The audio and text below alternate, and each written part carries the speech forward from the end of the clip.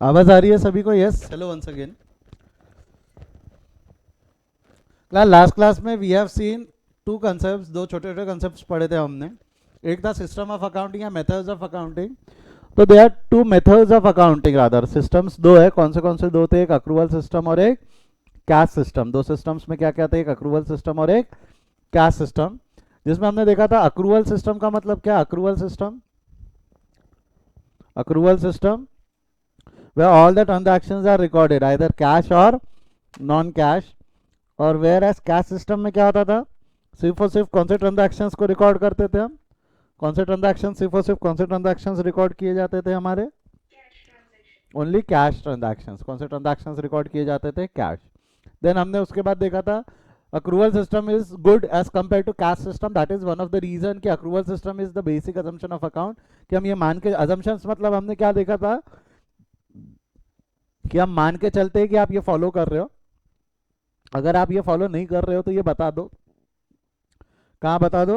Notes to accounts में। कहाँ बता दो? नोट्स टू अकाउंट्स में। ऐसा हमने देखा था। फिर देखो तीन बेसिक अजम्पशंस देखे थे। बोलो क्या क्या तीन बेसिक अजम्पशंस थे? तीन बेसिक अजम्पशंस दिख रहे हैं आप सबके सामने। पहला है accrual, going concern, consistency. Accrual मतलब all the transaction must be recorded either cash or non cash. सारे ट्रांजैक्शंस रिकॉर्ड होने चाहिए, फिर चाहे वो कैश हो या नॉन कैश हो। गोइंग कंसर्न मतलब क्या होती है? Going concern business will continue period after period. Business जो है ये सालों साल चलेगा। मतलब वो एग्जाम्पल भी दिया था मैंने आपको, दिवाली की रात को घर पे सोए तो फुटपाथ पे नहीं उठते। रात गई बात गई। ऐसा हो सकता है कि कोई उधारी को लेके अगर हमने आज किसी से पैसा लिया, साल खत्म हो गया, तो मैं उसको ये बोल सकता हूँ कि वो पिछले साल के पैसे तब इस साल हम पे नहीं करेंगे। पिछले साल के एसेट्स, पिछले साल की लाइबिलिटीज सब इस साल अगले साल कैरी फॉरवर्ड होती है। That is going concern assumption. Consistency, same accounting policies and principles to be followed period after period. जो सेम अकाउंटिंग पॉलिसी प्रिंसिपल है ये हमको हर साल दरमियान, हर साल भर करना पड़ेगा, पास करते रहना पड़ेगा। क्लियर है? तो these are the three basic assumption of account. और अजम्पशंस का मतलब कहीं भी ये नहीं होता है कि हमको यही फॉलो करना है। हम इसके अगेंस्ट भी जा सकते हैं। हम चाहे तो कुछ और करना चाहे तो वो भी कर सकते हैं। बट हम अगर कर रहे हैं तो will have to show that in notes to account. If any of the above assumption if you are not following, कोई दिक्कत नहीं है, just disclose it that to your notes to accounts. Clear है क्या यहाँ तक? ये हमने लास्ट क्लास में देखा था। आज हम आगे बढ़ते हैं अगले क्वेश्चन की तरफ। अगला टॉपिक है, लिखना नहीं, सबका ध्यान फिलहाल मेरे को सिर्फ बोर्ड पे चाहिए। लिखने की गुस्ताखी कोई नहीं करेगा। पहला सवाल जो आज आपसे मैं पूछने वाला हूँ वो ये है कि what do you mean by goods? What do you mean by goods? Stock, माल, क्या होता है गुड्स का मतलब? लिखो चैट बॉक्स पे, लिखो, आई एम वेटिंग।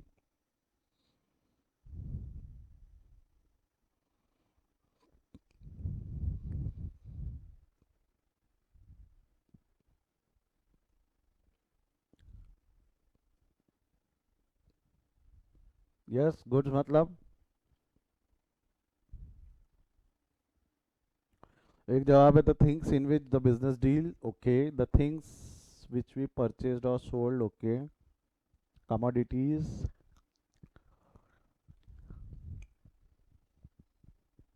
और कोई बता सकेगा goods? Things which are in the business. Goods are the material that satisfy human wants। ओहो, इकोनॉमिक्स का डेफिनेशन शायद वो। Goods are the material that satisfy human wants, ये थोड़ा गलत है अकाउंट्स के हिसाब से। क्यों बोल रहा हूँ? जैसा एग्जांपल के तौर पे अगर मैं बात करूँ, जो मेरे सामने फर्नीचर रखा है, ये फर्नीचर से मेरी वांट सेटिस्फाई हो रही है। I am able to teach you by using this furniture. But ये फर्नीचर मेरा गुड्स नहीं है। नहीं, ये फर्नीचर मेरा एसेट है। ये फर्नीचर गुड्स नहीं है, ये फर्नीचर मेरा asset, because it is a thing which is under the control of entity and future economic benefit can be derive. तो ये फर्नीचर गुड्स नहीं, फर्नीचर एसेट हो गया। Things which are in business, एक स्टूडेंट ने जवाब दिया है things which are in business. Again things which are in business ये गुड्स रहेंगे जरूरी नहीं है। बिजनेस में मेरे पास कई एसेट्स भी होते हैं जो गुड्स नहीं होते। जैसा ये एसी की बात करूँ, अगर मैं कृष्णा सर की बात करूँ, AC, camera, furniture, these are not goods, these are assets, these are assets. Goods और एसेट में एक छोटा सा डिफरेंस होता है। कुछ स्टूडेंट्स हैं जिन्होंने सही जवाब दिया है, बट उन्होंने प्राइवेट चैट में लिखा है, ठीक है। Things which the business deals with, okay ठीक है, हम बोल सकते हैं एनीथिंग विच इज परचेज। हाँ शामली बेटा याद है आपको 11वीं का, गुड। देखो गुड्स को अगर मैं सिंपल टर्म्स में अगर डिफाइन करना चाहूँ तो goods are any things which are purchase. Good मतलब ऐसी कोई वस्तु जो हमने खरीदी है with an intention to resell, with an intention to resell और प्रोसेस एंड सेल। गुड्स मतलब ऐसी कोई भी चीज जो हमने खरीदी है विद एन, इसमें इंपॉर्टेंट क्या होता है, इसमें इंपॉर्टेंट क्या होता है, इंटेंशन, इंटेंशन ऑफ रीसेल या प्रोसेस एंड सेल, इसमें इंपॉर्टेंट है इंटेंशन। जैसे एग्जांपल के तौर पे अगर मैं कृष्णा सर की अकाउंटिंग अकाउंटिंग एकेडमी की अगर हम बात करें तो अकाउंटिंग एकेडमी के पास जो फर्नीचर है, जो बेंच है जिस पे आप बैठते हो, that is a thing which is use in business, that thing is use in business, उससे कोई फर्क नहीं पड़ता। बट दैट थिंग, जो अकाउंटिंग एकेडमी ने जो फर्नीचर खरीदा है वो फर्नीचर खरीदने का इंटेंशन क्या था, रीसेल या ओन कंजम्पशन। उनका इंटेंशन रीसेल नहीं था, उनका इंटेंशन ओन कंजम्पशन था। ओन कंजम्पशन मतलब वो खुद के यूज के लिए यूज करना चाहते थे ताकि स्टूडेंट्स उस पर बैठकर पढ़ सके और बदले में हमको ट्यूशन फीस मिल सके। तो वो जो गुड्स अकाउंटिंग एकेडमी में रखा हुआ है, गुड्स अकाउंटिंग एकेडमी में रखा है, it is used in the business, but that furniture is not a goods, that furniture is an asset. वो फर्नीचर जो अकाउंटिंग एकेडमी में रखा हुआ है वो गुड्स नहीं है, वो एसेट है। वाई? बिकॉज उनका इंटेंशन रीसेल नहीं है, उनका इंटेंशन रीसेल नहीं है। मतलब एग्जाम्पल के तौर पे अगर मेरे पास एक कार है, कृष्णा सर के पास अगर एक कार है, तो कार खरीदने का इंटेंशन रीसेल है कि ओन कंजम्पशन है? मेरा कार खरीद के बेचने का काम है क्या? नहीं। अगर वही कार हुंडई के पास होती, केतन हुंडई वाला अगर वो कार ओन करता था, तो उसका इंटेंशन रीसेल है, उसका इंटेंशन क्या है, रीसेल। तो केतन हुंडई के लिए कार गुड्स है, बट कृष्णा के लिए वो कार एसेट है।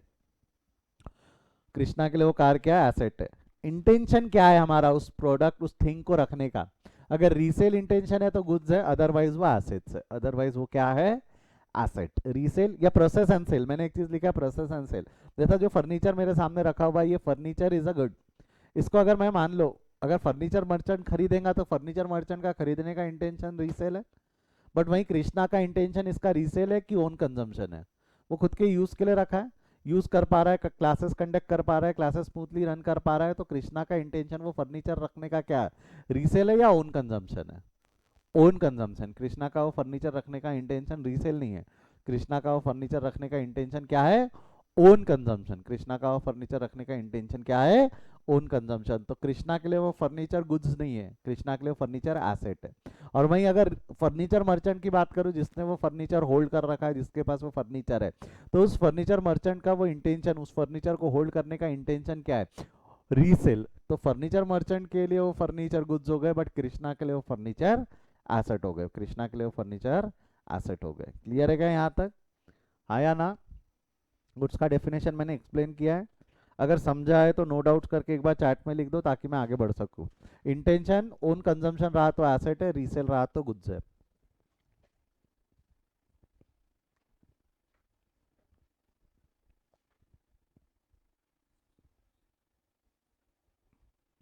Things used in the business, ऐसा डेफिनेशन बोलना थोड़ा गलत है, क्योंकि हर चीज जो बिजनेस में यूज होती है वो एसेट, वो गुड्स नहीं होती है, वो एसेट्स भी हो सकते हैं, ठीक है। चलो आगे बढ़ते हैं हम। मैं एक ट्रांजैक्शन दे रहा हूँ, चलो ये तो ठीक है, मैं एक ट्रांजैक्शन दे रहा हूँ पहले। ट्रांजैक्शन है purchase of car rupees, purchase of car for rupees 3 lakh. Car खरीदी कितने में, कार खरीदी 3 लाख में। बोलो तो क्या क्या अकाउंट पॉसिबल रहेंगे, purchase of car rupees 3 lakh. Entry पास करते हैं, purchase of car for rupees 3 lakh, क्या क्या अकाउंट पॉसिबल रहेंगे?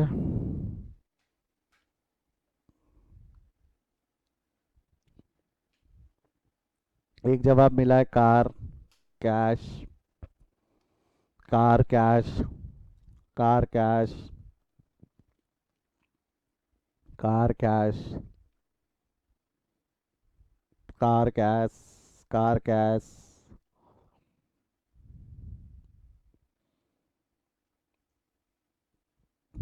Car cash.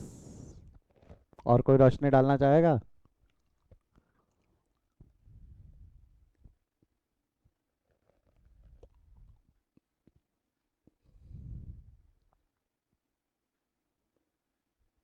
चलो कार कौन सा अकाउंट है? Real, personal, nominal?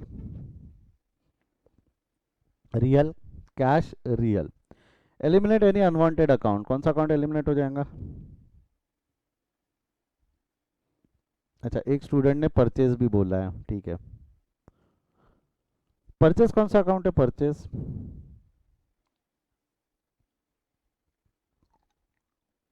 परचेज कौन सा अकाउंट है? नॉमिनल। मैं परचेज पे बात कर रहा हूँ, कार कैश तो हो गए, कार रियल है, कैश रियल है। परचेज कौन सा अकाउंट है? नॉमिनल। नॉमिनल, दो जन नॉमिनल बोल रहे हैं। परचेज कौन सा अकाउंट है?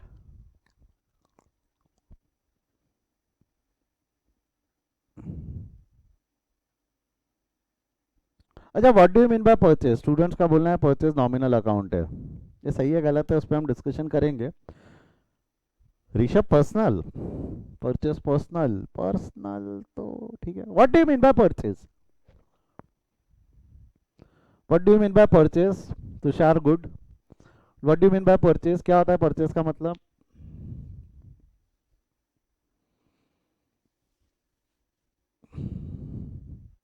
जब मुझसे पढ़े, शांत रहो बेटा, आप लोग चीजें गड़बड़ कर रहे हो, बाकियों को सोचने दो। या जो मुझसे पढ़े जवाब देना चाहता है, right right that in private message, don't write it in normally. देखा, कर दिया ना गड़बड़। What do you mean by purchase? Kartik, yes, what do you mean by purchase?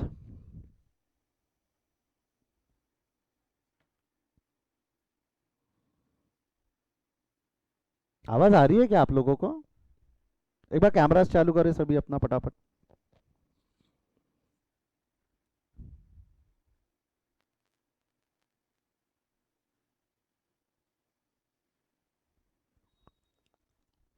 कमान हरी, आप कैमरा शुरू करें। I want to see whether you are there or not, क्योंकि जवाब नहीं आ रहा है आपकी तरफ से।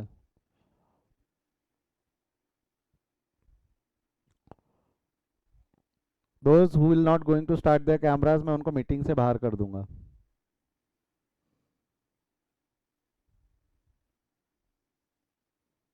You have 10 more seconds to start your cameras.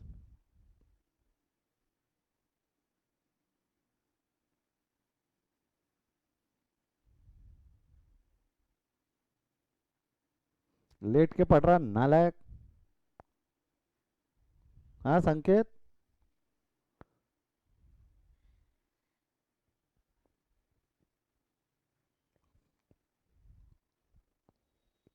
Last 3 seconds to start your cameras.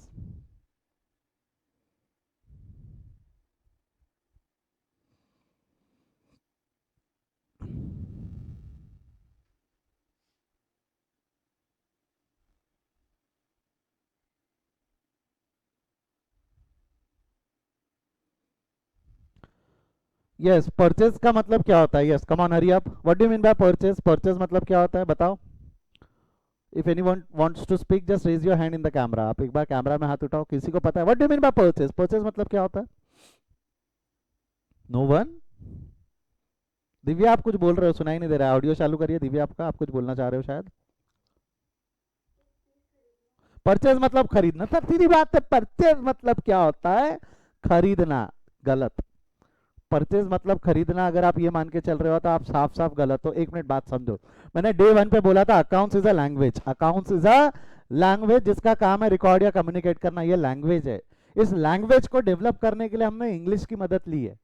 But मैंने उस दिन ही बोल दिया था, यहाँ अपने वर्ड्स के अलग मीनिंग भी है। परचेज मतलब खरीदना, ये इंग्लिश के हिसाब से। हम इंग्लिश लैंग्वेज पढ़ रहे हैं कि अकाउंट्स पढ़ रहे हैं?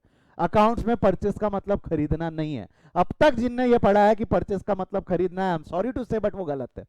आपको गलत पढ़ाया गया है। परचेज मतलब खरीदना नहीं। अकाउंट्स के हिसाब से this is not that mean. Purchase मतलब खरीदना नहीं। Now anybody wants to try purchase का मतलब क्या होता है? What do you mean by purchase? No anyone wants to try purchase मतलब खरीदना नहीं है। परचेज वो खरीदना है इंग्लिश में। हम इंग्लिश पढ़ रहे हैं कि अकाउंट्स पढ़ रहे हैं? अकाउंट्स में परचेज का मतलब खरीदना नहीं है। कम ऑन, चॉकलेट क्वेश्चन है। The one who will give the correct answer will give a chocolate to me, ठीक है? जिसने सही जवाब दिया वो मुझे चॉकलेट देगा। अच्छा, it should be other way round. जिन्होंने सही जवाब दिया मैं उसको चॉकलेट दूंगा, ठीक है? परचेज मतलब क्या होता है? Come on, try it, try it. To buy something लिखा है एक जन ने, नहीं बाय वो नहीं, खरीदना नहीं। परचेज मतलब खरीदना नहीं, वो तो क्लियर है। No one. Okay, what do you mean by car? What is car in this transaction? A goods और एसेट? कार क्या है इस ट्रांजैक्शन में, गुड्स है कि एसेट है? वेटिंग वेटिंग, कार क्या है इस ट्रांजैक्शन में? एसेट इसमें, इसमें एसेट, ठीक है। और क्या है, कार क्या है, गुड्स है कि एसेट है?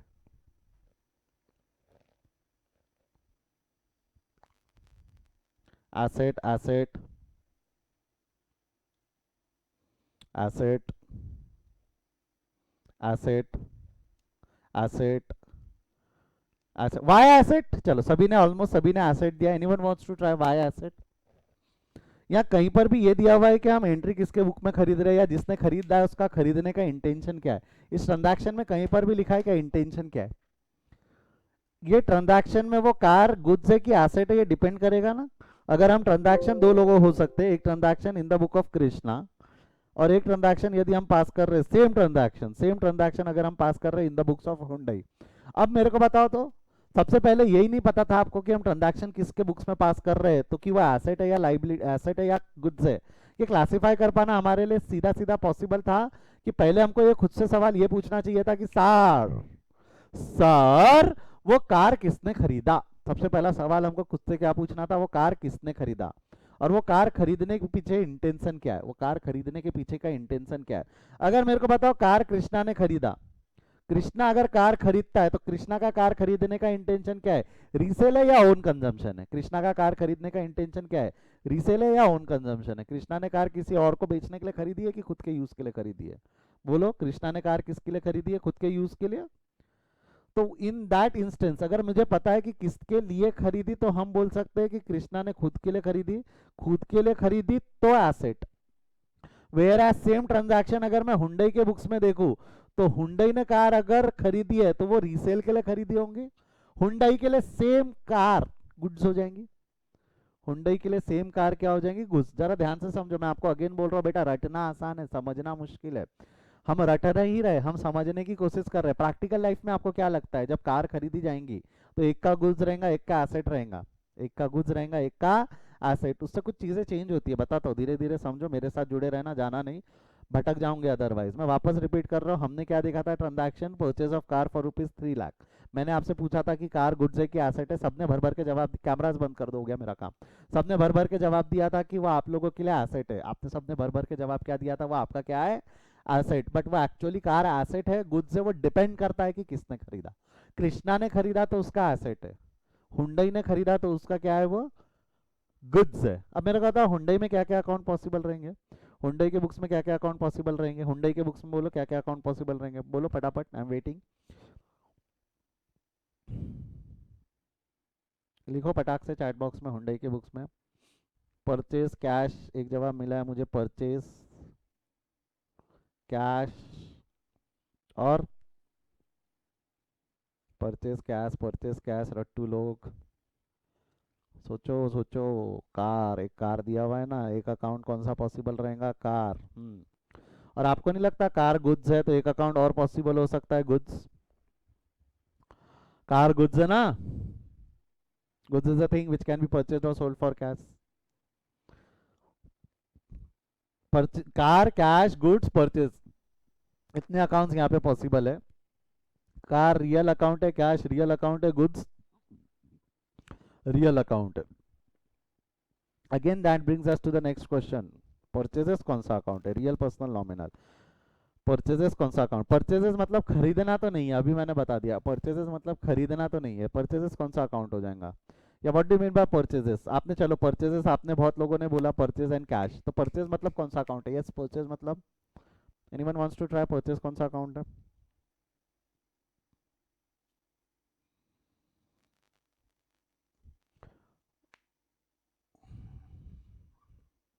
ऋषभ आप मुझसे पढ़ चुके हो क्या, एक बार चैट में सिर्फ यस नो लिख दो, ये कंसेप्ट आप मुझसे पढ़ चुके हो क्या?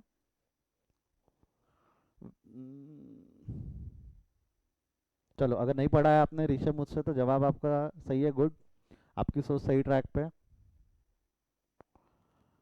बेटा कार्तिक, जो आप जवाब दे रहे हो, बार बार एक ही चीज जवाब दे रहे हो, वो उसका मीनिंग नहीं है, वो उसका नेचर है। मैं आपको मीनिंग पूछ रहा हूँ, परचेस का मतलब क्या है, what do you mean by purchase account. और एक और स्टूडेंट है, मैं उनका नाम नहीं लूंगा क्योंकि उन्होंने प्राइवेट चैट में लिखा है, बेटा एक्सपेंस है तो नॉमिनल है, परचेज पहली बात खर्चा है ही नहीं, परचेज इज नॉट एक्सपेंसेस। मैंने वही बोल दिया, परचेज खर्चा नहीं है, खरीदना नहीं है, खर्चा नहीं है परचेज, ठीक है। तो अब मैं बता रहा हूँ, ध्यान से सुनना, what do you mean by purchase. तो परचेज का मीनिंग ही नहीं पता नालायक को आपको। परचेज मतलब क्या होता है, चलो एक हिंट दूं क्या, देखो हिंट है, हाँ। Purchase is a representing account. Purchase क्या है, अब चॉकलेट क्वेश्चन बाहर, हाँ। Purchase is a representing account. Rishabh मुझसे चॉकलेट ले लेना आप, ठीक है। Purchase is a representing account, लगाओ लॉजिक लगाओ। परचेज मतलब किसी चीज का पोजेशन। अरे रे रे ऋषभ ऋषभ ऋषभ, कंट्रोल, ऊपर वाला सही था। क्या है परचेज मतलब, रिप्रेजेंटेटिंग अकाउंट। क्या लगता है आपको किसका रिप्रेजेंटेटिंग अकाउंट होगा? Purchase is actually representing account of goods.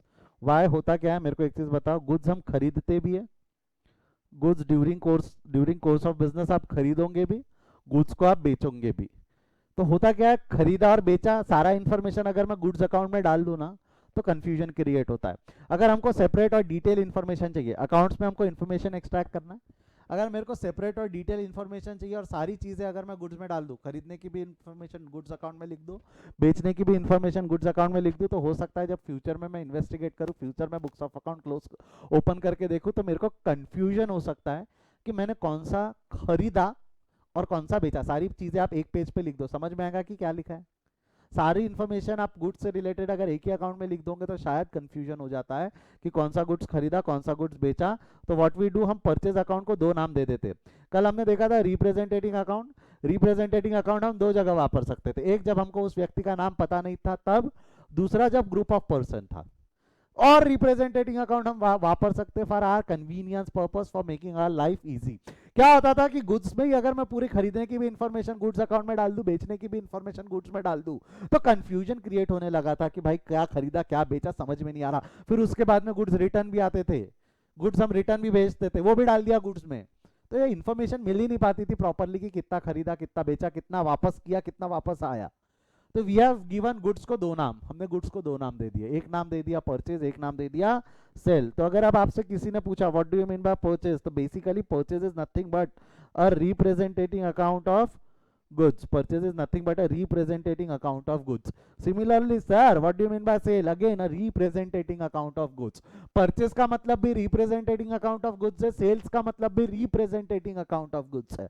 अगर दोनों representing account of goods है तो दो अकाउंट क्यों यूज करने पड़ रहे हैं?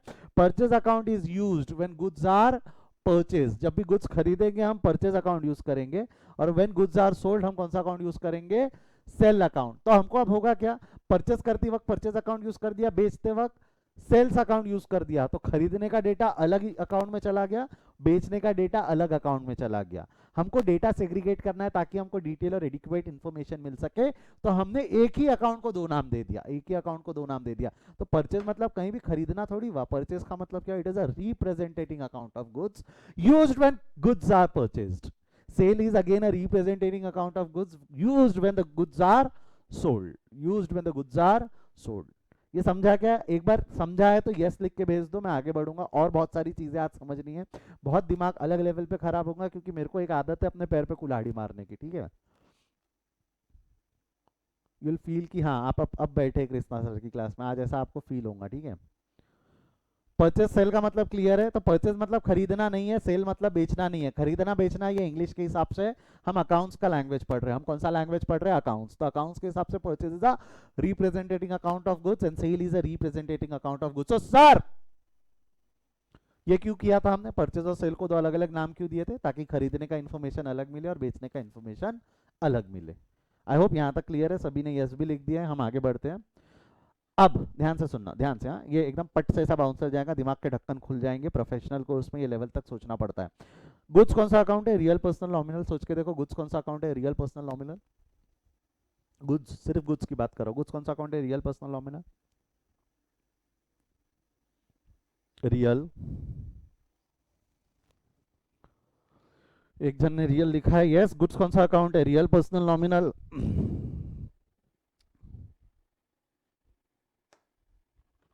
क्या लगता है goods is a thing? Good is a thing. ये रियल पर्सनल नॉमिनल का डेफिनेशन कहाँ गया?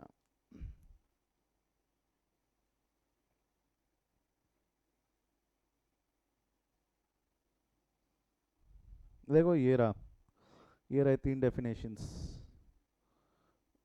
तीन डेफिनेशंस आपके सामने है। Personal, real, nominal. क्या लगता है गुड्स कौन सा अकाउंट है? हाँ, real real real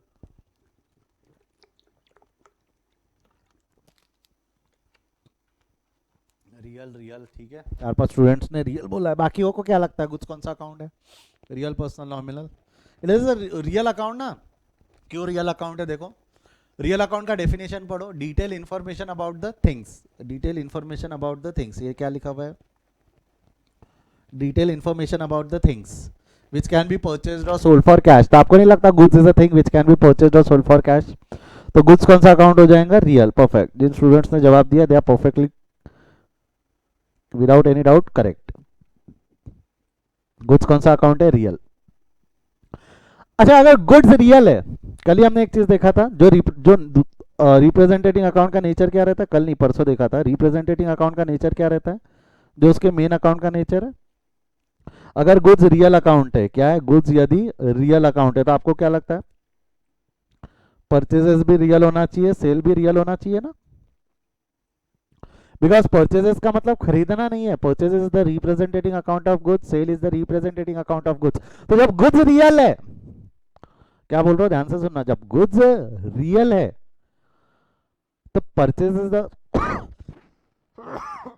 excuse me, जब गुड्स रियल है तो परचेजेस और सेल्स भी रियल है। गुड्स रियल है तो परचेजेस और सेल्स भी रियल है। सर हमने तो नॉमिनल पढ़ा, गलत पढ़ा। मैं वही तो शुरू किया था।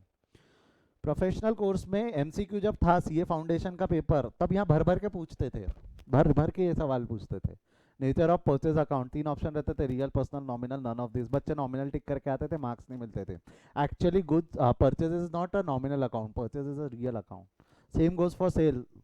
Cell is not a nominal account, sale is a real account. Sale is not a nominal account, sale is a real account. But sir ऐसा क्यों, ऐसा क्यों हमने नॉमिनल क्यों माना? मैं भी अभी आपको एक चीज बोल रहा हूँ, सिर्फ सुनो, इसका लॉजिक मैं बताऊंगा, आज ही बताऊंगा, आज ही की क्लास में बताऊंगा।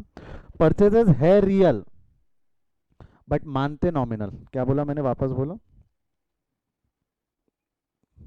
परचेजेस, बोलो मेरे साथ, क्या बोल रहा हूं मैं? परचेजेस है रियल बट मानते nominal.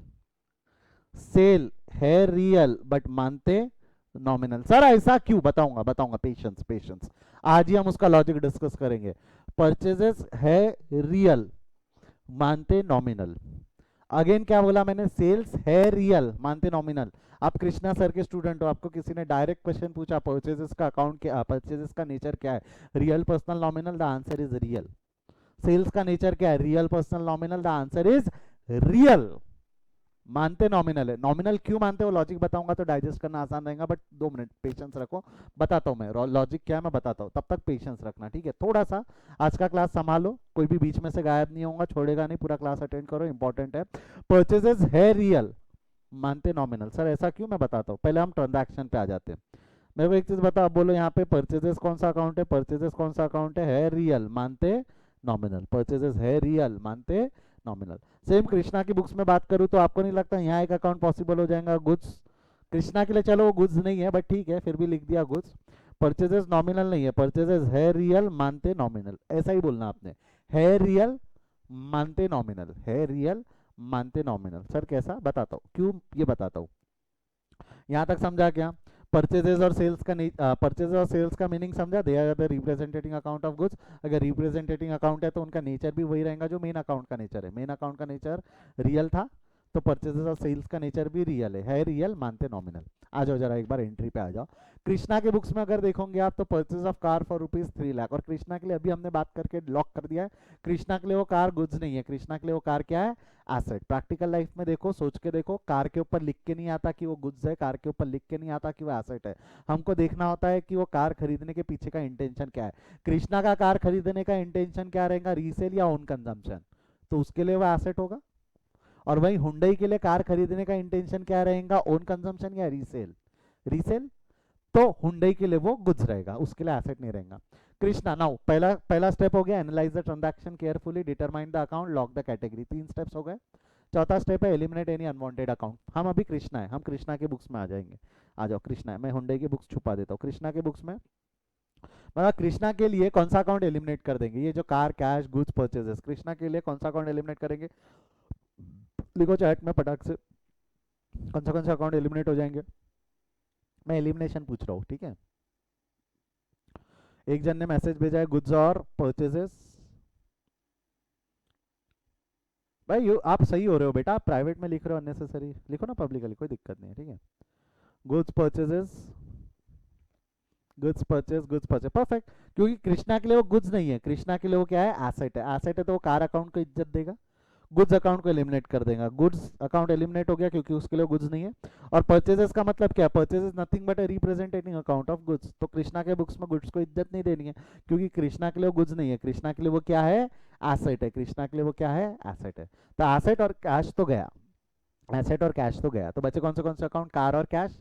Car real account, real account का रूल क्या है, debit what comes in, credit what goes out. Car आई या गई, क्या लगता है आपको, कार आई या गई, कार आई या गई, आई। Car real account, debit what comes in, क्या हो जाएगा, कार अकाउंट को फर्स्ट लाइन में इज्जत देंगे, कार अकाउंट डेबिट हो जाएगा 3 lakh. Cash real account, debit what comes in, credit what goes out, cash को सेकंड लाइन में इज्जत दे देंगे हम। टू कैश अकाउंट कितना हो जाएगा, 3 लाख। तो एंट्री क्या हो गई आपकी, car account debit to cash, entry क्या हो गई, car account debit to cash. समझा यहां तक, परफेक्ट। चलो आ जाओ अब हुंडई के बुक्स में देखते हैं, हुंडई के बुक्स में क्या क्या अकाउंट पॉसिबल थे, कार, अब हम हुंडई है, अब हम हुंडई है, क्या क्या अकाउंट पॉसिबल थे, car cash goods purchase, car cash goods purchase. Hyundai के लिए कार गुड्स है कि एसेट है, ध्यान से देखना, हुंडई के लिए कार गुड्स है कि एसेट है, हुंडई के लिए गुड्स है। तो हुंडई कौन से अकाउंट एलिमिनेट कर देगा, बोलो कौन से अकाउंट एलिमिनेट करेगा हुंडई।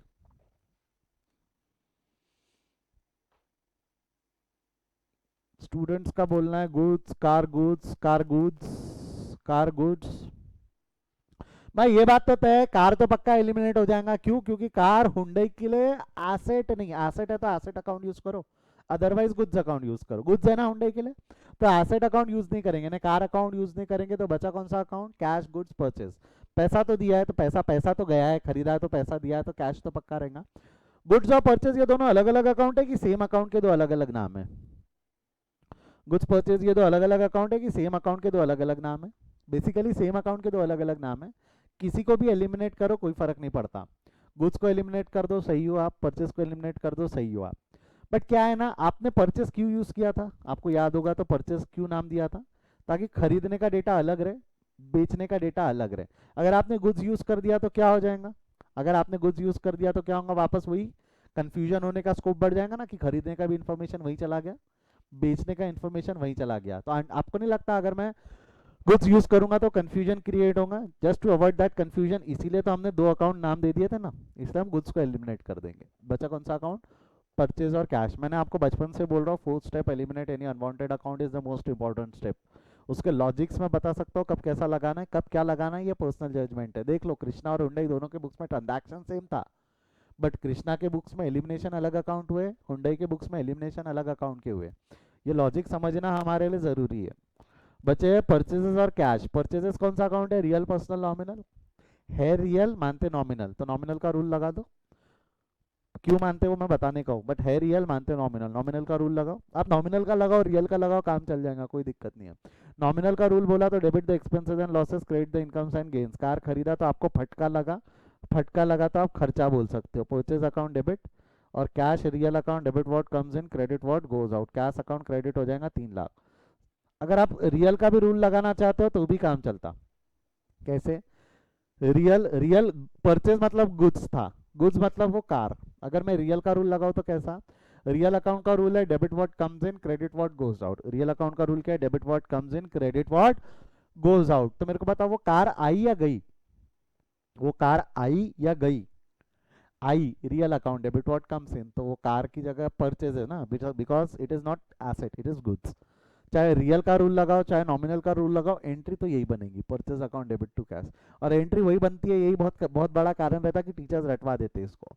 नहीं लॉजिकली समझो, इसको सब कनेक्ट करवा के दूंगा, जितनी सारी चीजें मैं बोल रहा हूँ। समझा गया यहाँ तक क्या क्या बोला मैंने? दो लोगों के बुक्स में सेम ट्रांजैक्शन है, बट एक का इंटेंशन है ओन कंजम्पशन, दूसरे का इंटेंशन था रीसेल। जिसका कंजम्पशन ओन कंजम्पशन है, जिसका इंटेंशन ओन कंजम्पशन है, उसके लिए एसेट है। जिसका कंजम्पशन रीसेल है, उसके लिए गुड्स है। एग्जाम में क्या करना है सर, कैसा दिया रहेगा? एग्जाम में वो बहुत इजी रहता है। मैं प्रैक्टिकल लाइफ पे ज़रा ज़्यादा कॉन्सेंट्रेट करता हूँ। आपको मेरे को चार्टर्ड अकाउंटेंट बनाना है, आपको मेरे को ऐसा बंदा नहीं बनाना है जो बैठ के दूसरों की अकाउंटिंग कर रहा है। Chartered accountant never does accounting, हाँ ये ध्यान रखना। वो बीकॉम के बच्चों के लिए काम छोड़ दो। You have to be expertise in accounts. आपको समझ में देख के पढ़ के आना, समझ में ज़्यादा चीज़ें आपको समझनी है, मैनुअल वर्क पे नहीं जाना है। तो you should know the difference, ठीक है? अब मेरे को एक चीज़ बताओ, car to cash, purchases to cash, दोनों सही है।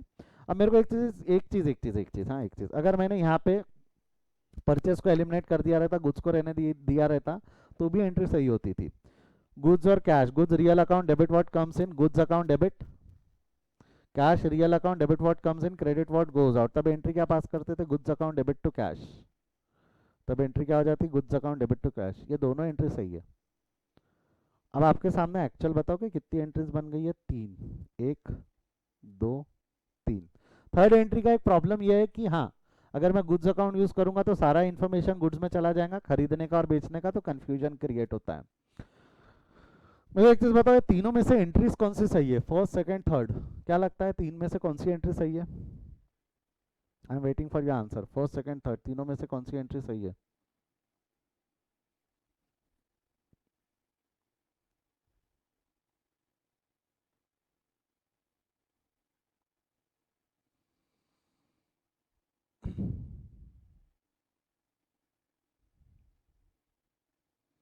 फर्स्ट एंड सेकंड मैं, थर्ड एंट्री क्यों गलत है? चलो, जिन्होंने थर्ड एंट्री को सही नहीं बोला वो थर्ड एंट्री क्यों गलत है?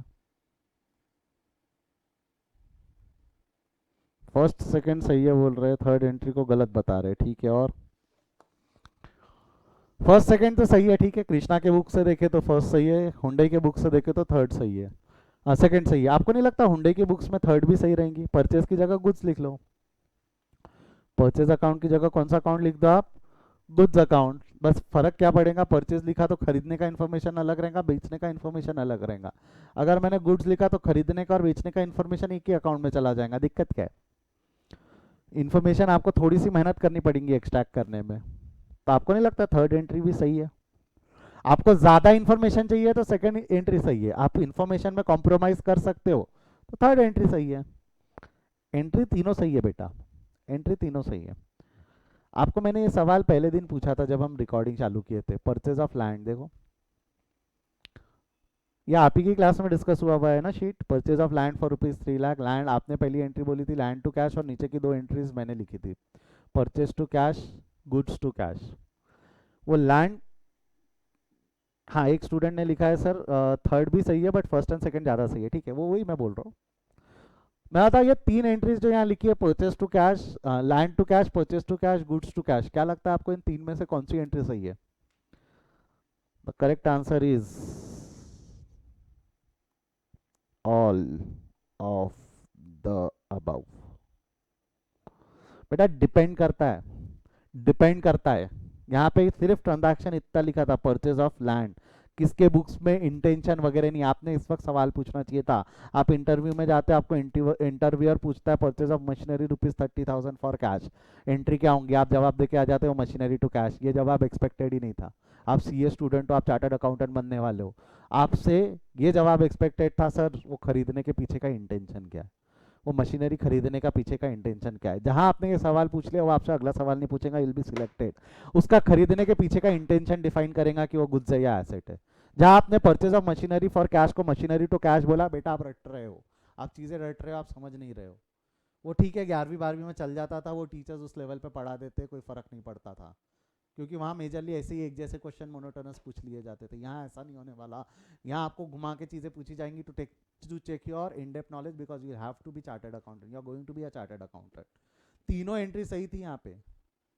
अब वो लैंड खरीदने का इंटेंशन ओन कंजम्पशन रहता तो लैंड टू कैश, लैंड खरीदने का पीछे अगर उसका इंटेंशन रीसेल रहता तो purchases to cash, goods to cash, दोनों सही है। बट अगर मेरे को डिटेल में इंफॉर्मेशन चाहिए तो परचेज टू कैश, मैं इंफॉर्मेशन में कॉम्प्रोमाइज कर सकता हूँ तो गुड्स टू कैश, तीनों सही है। डिपेंड करता है कितनी इंफॉर्मेशन चाहिए, डिपेंड करता है किसके बुक्स में अकाउंटिंग कर रहे हैं। ये दो चीज़ों पे डिपेंड करता है कि हम क्या करना चाहते हैं, फिर हम बोल सकते हैं कि हाँ हम बोल सकते हैं कि क्या एंट्री सही है, फिर हम बोल सकेंगे कि क्या एंट्री सही है। समझा क्या? तो बेटा तीनों एंट्री सही है, डिपेंड करता है कृष्णा है जिसका एसेट है तो कार टू कैश, गुड्स है तो purchases to cash, purchases to cash. कोई डाउट है तो एक बार पूछ लो, नहीं तो नो डाउट बोल के एक बार मैसेज में डाल दो ताकि मैं आगे बढ़ सकूं।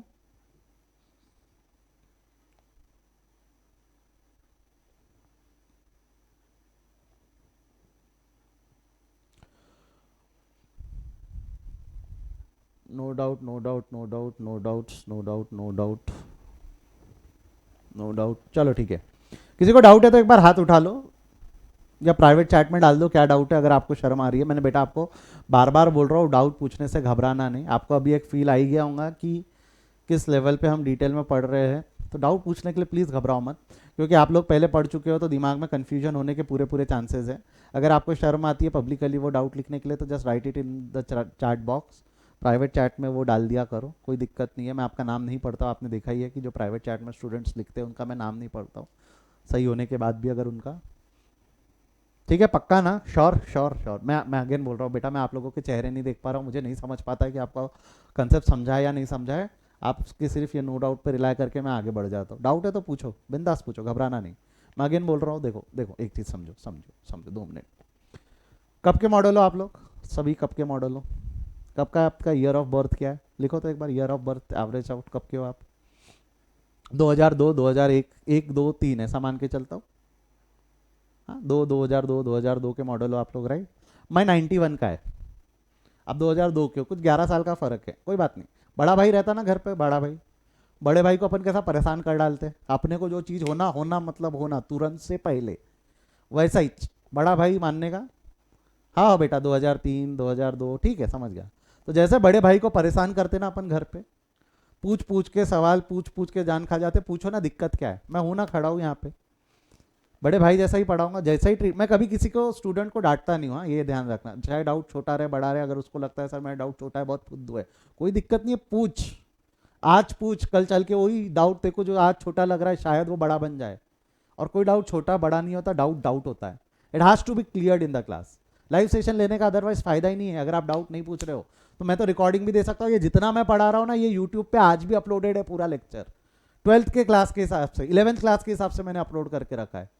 मैं 11th वालों को भी फाउंडेशन के हिसाब से ही पढ़ा देता, मेरे को ऐसा वो होना ही नहीं, प्रैक्टिकल नॉलेज उनको भी पहले दिन से ही देना चालू करता हूँ, इसलिए जो स्टूडेंट्स मेरे से पढ़े हुए वो जवाब भी दे देते हैं, उनको मैं बार बार शांत रहने बोलता हूँ। Don't do that, never do that. Recorded session भी दे सकता हूँ बट लाइव सेशन लेने का कारण ही है कि हम डाउट्स क्लियर करवा सके, टाइम टू टाइम हम इसके डाउट्स क्लियर करवा सके। क्लियर है क्या यहाँ तक? हाँ या ना? तो बिल्कुल बिंदास होकर डाउट पूछने का, घबराना नहीं, बड़े भाई को जैसा तंग करते करो, I am very happy to solve your doubt. ठीक है, बढ़ो आप यहाँ से आगे बढ़ो, थोड़ा भारी हो जाएगा, चलो आगे बढ़ रहा हूँ, मुंडी उंडी झटको, स्ट्रेट बैठो, सेकंड कंसेप्ट की तरफ बढ़ रहे हैं अभी हम। तीनों एंट्री सही था बट यस ज़्यादा सही है ये वाला एज कंपेयर टू गुड्स। ज़्यादा सही क्या रहेगा? We are going to use purchase account, क्योंकि इसमें ज़्यादा डिटेल मिलेगा, गुड्स अकाउंट में थोड़ा डिटेल कॉम्प्रोमाइज़ हो जाता है, इसलिए हम परचेज। तो अभी के लिए मिटा देता हूँ, अब हमारा ये डिस्कशन का मुद्दा नहीं है, हमारे लिए 2 एंट्री सही है। इसी को कंटिन्यू करते हैं, दोनों की बुक्स, कृष्णा और हुंडई के बुक्स कंटिन्यू करते हैं। अब सेकेंड ट्रांजैक्शन, कृष्णा के बुक्स में sale of car for ₹2 lakh, same Hyundai के बुक्स में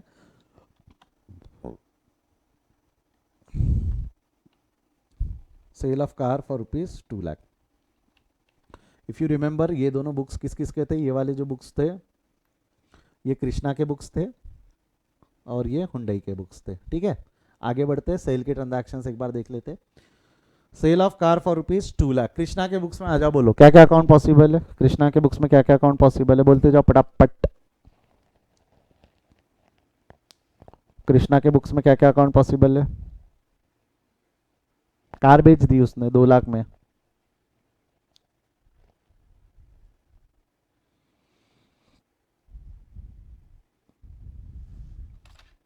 हाँ एक जवाब मिला है मेरे को, कार, कार कैश, मैं लिख देता हूँ गुड्स सेल, बेचा है गुड्स, कार गुड्स भी हो सकता, कृष्णा के लिए नहीं है बट लिख देते, काट देंगे ना, एलिमिनेट कर देंगे, कोई दिक्कत नहीं। कार कौन सा अकाउंट है? Real, cash real, goods real, sale again है रियल, मानते नॉमिनल, लॉजिक अभी बताया मैंने। सेल लॉजिक बताने का, बट है रियल, मानते nominal. Eliminate any unwanted account, Krishna के लिए वो गुड्स नहीं है, कृष्णा के लिए वो एसेट है, तो वो कार को इज्जत देगा। गुड्स और गुड्स का रिप्रेजेंटेटिंग अकाउंट सेल, दोनों को एलिमिनेट कर देगा। तो बचे कौन से अकाउंट, कार और कैश। बचे कौन से अकाउंट, कार और कैश। कार रियल अकाउंट है, रियल अकाउंट का रूल है debit what comes in, credit what goes out. Car आई या गई, गई, तो कार अकाउंट क्रेडिट हो जाएगा टू कार के नाम से। कितने से क्रेडिट हो जाएगा, 2 लाख।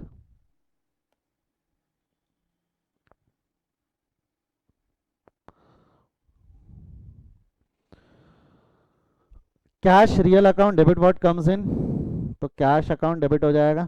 कितने से डेबिट हो जाना है इसने, 2 लाख से, तो एंट्री क्या होगी, cash account debit to car. चला आ जाओ हुंडई के बुक्स में, ये एंट्री समझी ना, सिंपल है, कैश आया, debit what comes in, car गई, credit what goes out. Hyundai के बुक्स में बोलो, फटाफट बोलो, हुंडई के बुक्स में क्या क्या अकाउंट पॉसिबल है।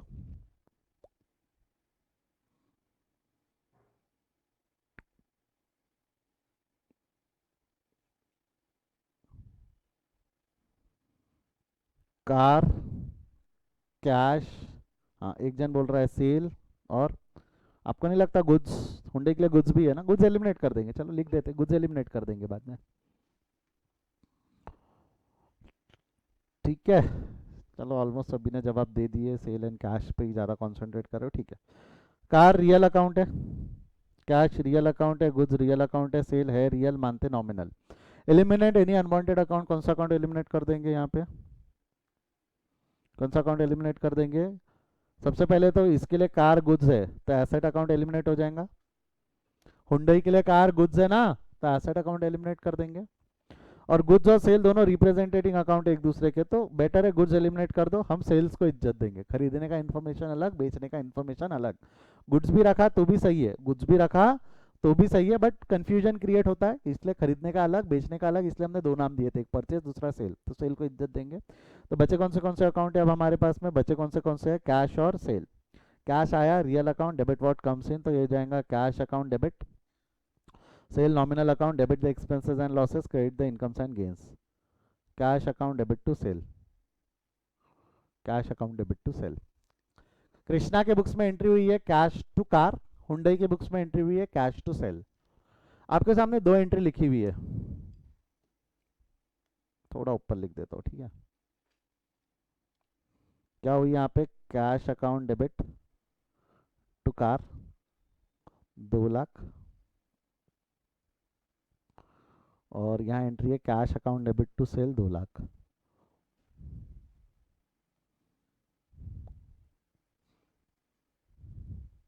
आपको क्या लगता है ये दोनों अकाउंट, दोनों एंट्री सही है।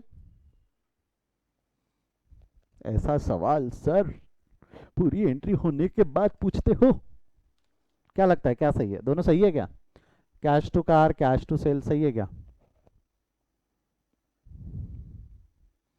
Yes yes yes yes yes yes yes. आपको पता है क्या क्लास, लॉकडाउन खत्म होने के पहले के किस्से, ये सब सुनो ध्यान से क्या बोल रहा हूँ मैं, लॉकडाउन खत्म होने के पहले की बात बता रहा हूँ। संकेत पता है ना आपको, आपकी क्लास में एक स्टूडेंट है संकेत नाम से। संकेत एक बार कैमरा शुरू कर, शक्ल दिखा तेरी सबको, ये लेटा रहता घर पे, लेट के वीडियो देखता है नालायक। शुरू कर कैमरा संकेत तेरा, ये जो देख रहा है ना, ये दाढ़ी में बाबा जी बैठे हैं जो, ये मेरे को लॉकडाउन के पहले ना एक बार ऐसी, मैं पार्ले जी खाना था मेरे को, मैं बिग बाजार गया, बिग बाजार में क्या हुआ, पैकेट लिया, बस जा ही रहा था काउंटर पे, तो संकेत के ऐसे इधर कंधों में, गले में ऐसे बैग्स और ढेर सारे ऐसे कपड़े लटके हुए थे। बोला, संकेत को पूछा, संकेत यहाँ कैसे, बोले सर शॉपिंग करने आया। बोला अकेले, बोले सर बैग मैंने पकड़ा और इतने सारे कपड़े मेरे ऊपर टंगे, तो समझो मैं किसके साथ आया हूँ। बोले मुझे तो समझा नहीं वो बोलना क्या चाह रहा था। मैंने बोला ठीक है जो भी है तेरी लाइफ है, तू एंजॉय कर। मैं वहाँ से निकला, मैं रिसेप्शन पे गया, रिसेप्शन पे देखा तो रिसेप्शन पे बहुत बड़ा लाइन लगा था। मैं बोला यार एक 4 रुपए के पार्ले के पैकेट के लिए इतने बड़े लाइन में कौन लगेगा, मैंने पैकेट रखा, आ गया। अगले दिन संकेत मेरे को क्लास में मिला, मैंने संकेत को पूछा यार संकेत वो हुआ क्या था, वहाँ इतनी बड़ी लाइन काय को थी। संकेत बहुत चिढ़ा हुआ था उस दिन, बोले सर, ये संकेत के शब्द, सर बोले वो बिग बाजार के रिसेप्शन पे जो बंदा बैठा था बोले वो पगला था। मैं बोला हुआ क्या, मैटर क्या है जरा बता। तो बताओ क्लास, होता क्या है जब आप बिग बाजार पे कोई प्रोडक्ट लेके काउंटर पे पहुंचते हो तो आपको नहीं लगता क्या वहां पे एक सुई से वो काउंटर पे कुछ तो भी कंप्यूटर पे खेलते रहता ना वीडियो गेम? क्या करते रहता वो काउंटर पे? जब वो वीडियो वो कंप्यूटर में कुछ तो भी बटन्स प्रेस करता है तो आपको नहीं लगता वो सेल की एंट्री रिकॉर्ड करता होता है? जब आप उसके पास प्रोडक्ट लेके जाते हो वो सेल की एंट्री तुरंत रिकॉर्ड कर देता है ना। आजकल एंट्री कंप्यूटराइज्ड है, कोई बही खाता लेके नहीं बैठता है, राइट? वो काई की एंट्री रिकॉर्ड करते रहता है सेल की। तो बोले सर वो जो रिसेप्शन पे बंदी बैठी हुई थी ना वो पगली थी। क्यों, क्या हुआ? क्योंकि बिग बाजार में एक सुई से लेके वॉशिंग मशीन तक सब मिलता है, एक सुई से लेके वॉशिंग मशीन तक के सब मिलता है। तो आपको नहीं लगता उनको प्रॉफिट कैलकुलेट करने को थोड़ा टाइम लगेगा? अच्छा चलो ये 2 मिनट एग्जाम्पल बाजू में रखना, पहले इस क्वेश्चन पे आ जाओ। मैं थोड़ा जल्दी एग्जांपल कंडक्ट ले लिया। मेरे को एक चीज बताओ, आपकी ये एंट्री सही है गलत है, इसका डिस्कशन अगर हमको करना है। आपने एनालाइज ही गलत किया। संकेत कैमरा बंद कर दो। आपने इसका एनालाइज ही गलत किया। क्यों गलत किया मेरे को एक चीज बताओ, कार खरीदी कितने में थी? कार खरीदी कितने में थी आपने? कार खरीदी कितने में थी? बोलो, जवाब दो चैट बॉक्स में। कार खरीदी कितने में थी? आप लोगों ने कार खरीदा कितने में था? बोलो, आई एम वेटिंग। कार खरीदी कितने में थी?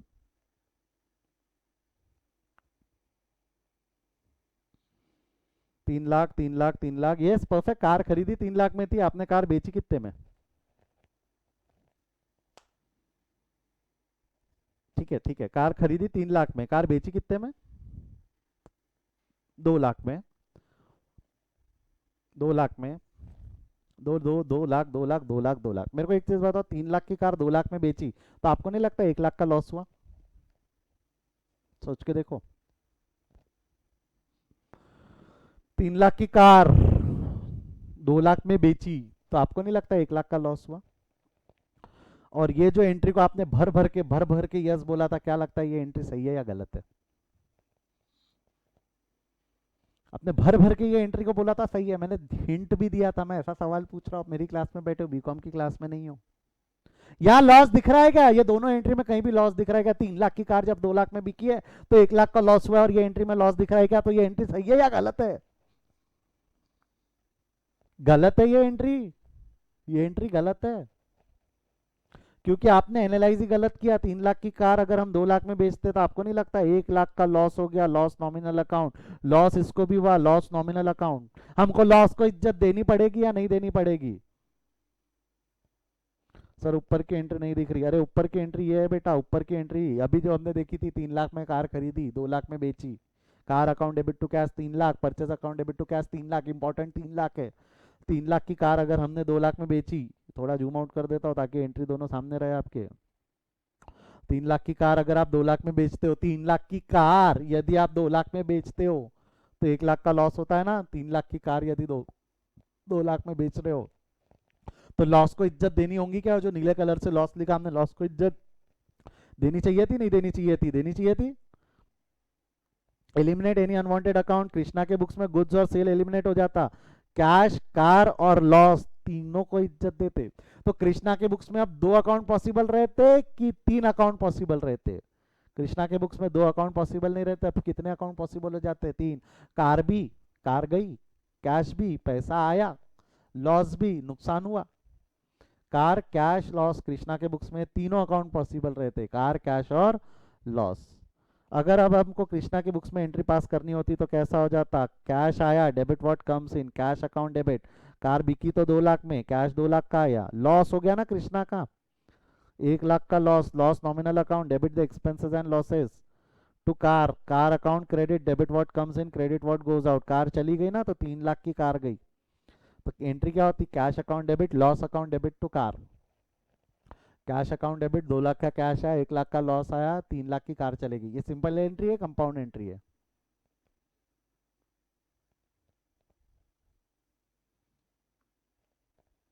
ये सिंपल एंट्री है या कंपाउंड एंट्री है? राइट, कंपाउंड एंट्री है। कोमल बेटा जब काम एक एंट्री में हो सकता है तो 2 एंट्री काहे लिखना?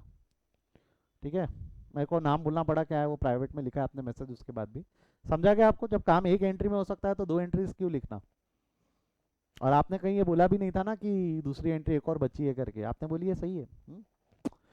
कंपाउंड एंट्री है, ठीक है। सेम गोज फॉर हुंडई के बुक्स में। हुंडई के बुक्स में अब क्या क्या अकाउंट बच गए आपके? कार एलिमिनेट हो जाएगा, गुड्स एलिमिनेट हो जाएगा क्योंकि हम सेल यूज करेंगे, कैश, सेल और लॉस। कैश आया, real account, debit what comes in, cash account debit 2 lakh, loss nominal account debit the expenses and losses, loss account debit 1 lakh, to car account credit, car account credit है 3 lakh, car की जगह but यहाँ car account use नहीं होगा, कौन सा account use होगा, cell, कौन सा अकाउंट यूज करेंगे हम, सेल। अब बताओ आपके बुक्स में 2 एंट्री यानी 4 एंट्रीज है, लाल वाले 2 सही है, नीले वाले 2 सही है, कौन से 2 सही है, अगेन ये कंपाउंड एंट्री है राइट, 2 से ज्यादा अकाउंट पॉसिबल है तो कंपाउंड एंट्री है। आपको क्या लगता है लाल वाले 2 सही है, नीले वाले 2 सही है?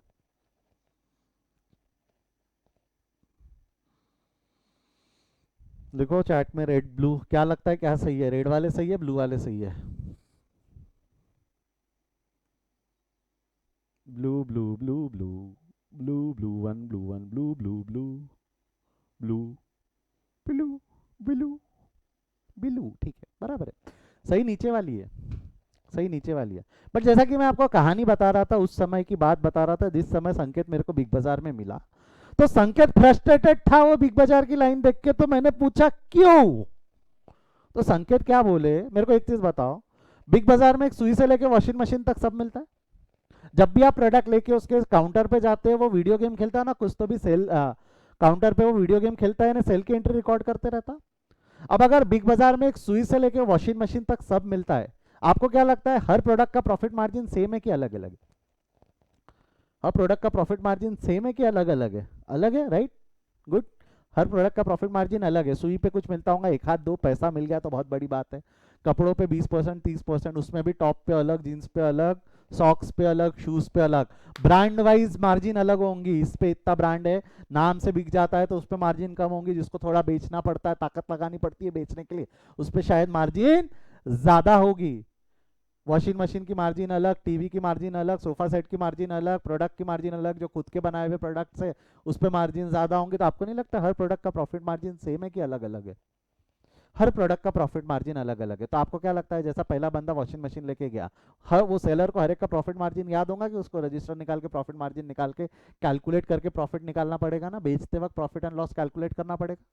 यहाँ जो है प्रॉफिट एंड लॉस अगर मैं बेचते वक्त कैलकुलेट कर रहूंगा, सेल के वक्त कैलकुलेट करूंगा, तो उसको टाइम लगेगा या नहीं लगेगा? अगला बंदा बिस्किट का पैकेट लेके पहुंच गया, बिस्किट का प्रॉफिट मार्जिन अलग है, फिर रजिस्टर निकाल कैलकुलेट कर।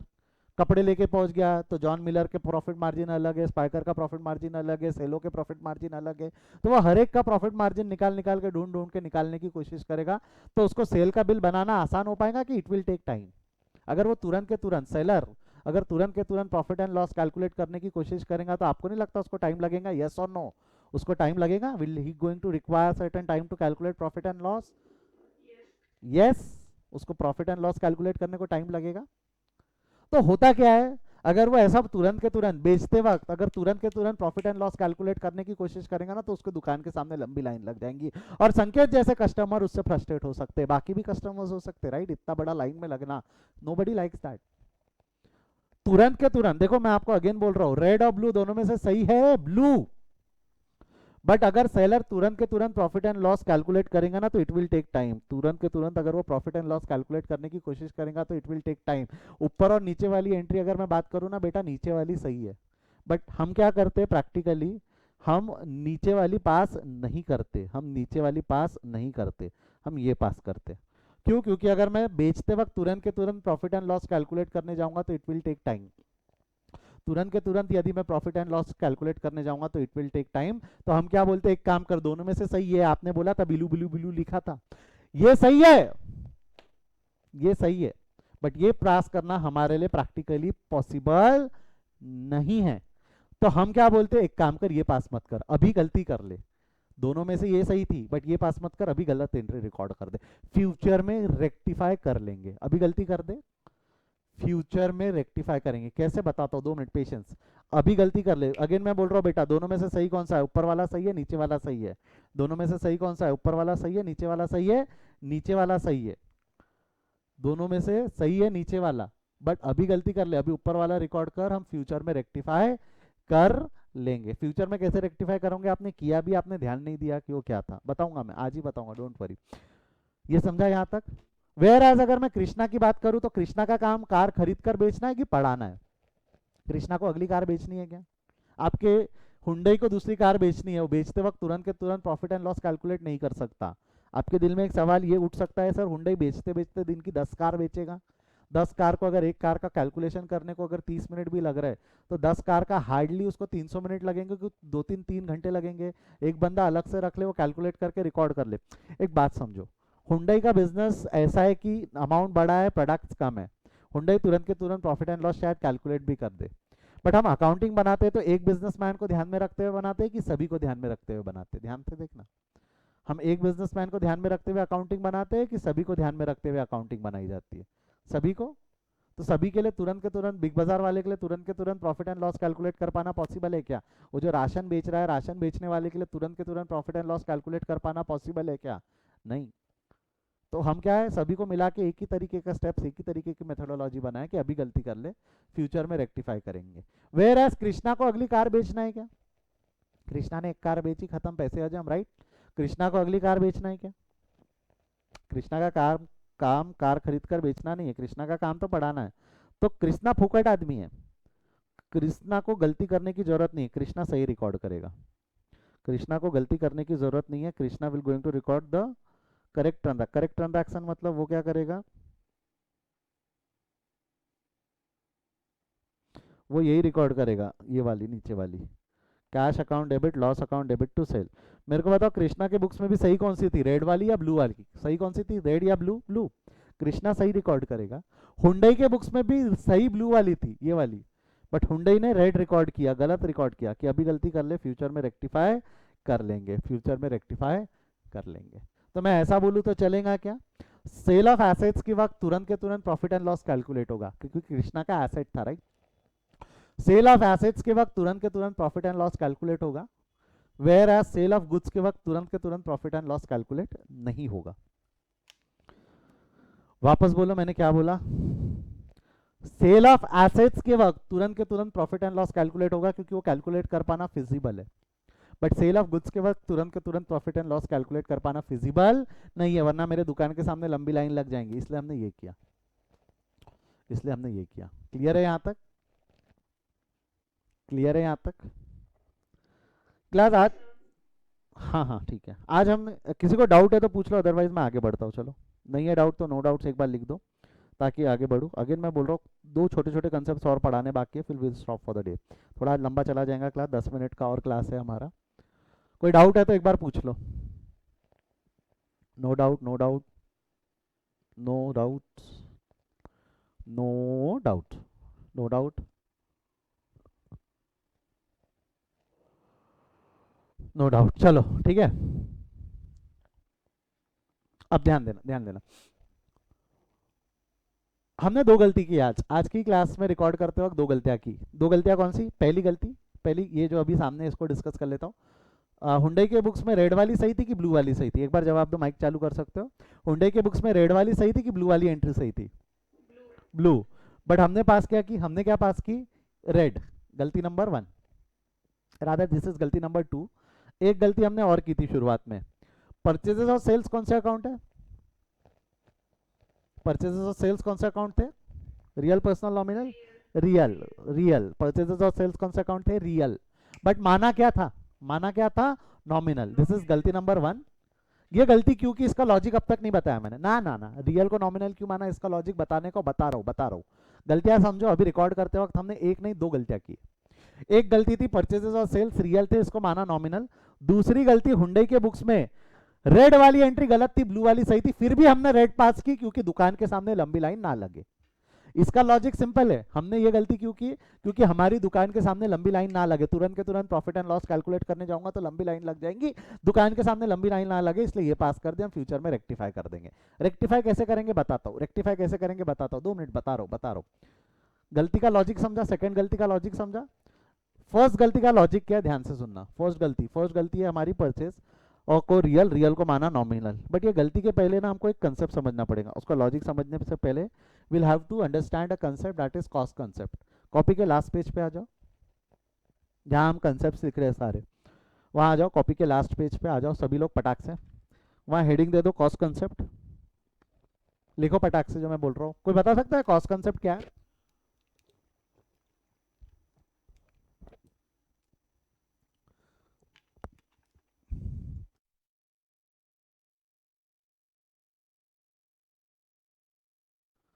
Yes I am waiting, can anybody help me with the cost concept? Mike चालू करके भी बता सकते हो। ला दे।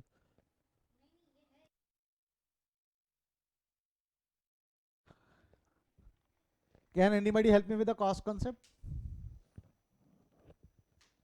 नो? चलो लिख लो, कॉस्ट कंसेप्ट क्या है? रियल अकाउंट, कॉस्ट कंसेप्ट क्या बोलता है? रियल अकाउंट, रियल अकाउंट, हाँ एक कुछ लिखा है, good should be recorded at its cost, नहीं बेटा गलत है, हिस्टोरिकल कॉस्ट पे रिकॉर्ड करते हैं। क्या हिस्टोरिकल कॉस्ट पे रिकॉर्ड करते हैं बताया नहीं है। अब सही हो, हिस्टोरिकल कॉस्ट पे रिकॉर्ड करते हैं, बट क्या? तो वो अच्छा, आपने रियल अकाउंट को जोड़ दिया क्या? लिख लो, real account should always be recorded, real account should always be recorded at its cost. Cost concept क्या बोलता है? Real account should always be recorded at its cost.